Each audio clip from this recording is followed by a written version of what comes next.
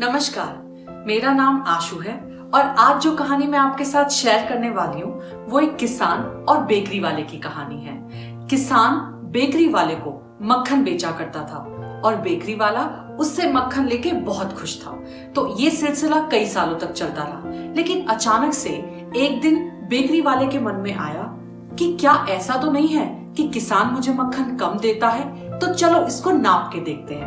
और जब वो उसे नाप तोल के देखता है तो ये पाता है कि मक्खन कम है। इसी बात पे गुस्से में आके वो किसान पे मुकदमा कर देता है और जज साहब के पास जाता है। और जब दोनों जज साहब के पास जाते हैं तो जज साहब किसान से ये सवाल करते हैं कि किसान, क्या ये बात सही है कि तुम बेकरी वाले को कम मक्खन तोल के देते हो? तो किसान मना करता है। तो जज साहब पूछते हैं कि किसान, एक बात बताओ, क्या तुम्हारे पास कोई ऐसी मशीन है जिससे तुम नाप तोल के मक्खन देते हो? तो किसान बोलता है कि नहीं जज साहब, मैं तो बहुत गरीब आदमी हूँ, मेरे पास कहाँ से आएगी मशीन। मेरे पास एक स्केल है, एक फुट्टा है जिससे नाप के मैं मक्खन देता हूँ। तो अगर किसी की गलती है तो वो बेकरी वाले की गलती है। तो जज साहब पूछते हैं ऐसा क्यों?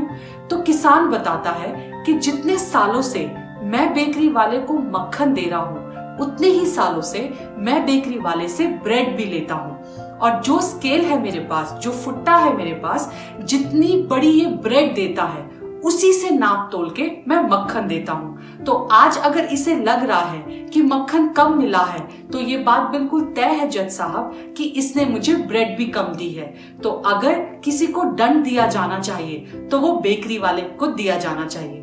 तो दोस्तों, इस कहानी से हमें क्या शिक्षा मिलती है कि जिंदगी में कुछ भी हो जाए, हमें वही मिलता है जो हम दूसरों को देते हैं। इसलिए हमें दूसरों के साथ कभी भी चीटिंग नहीं करनी चाहिए, दूसरों के साथ कभी भी बेईमानी नहीं करनी चाहिए।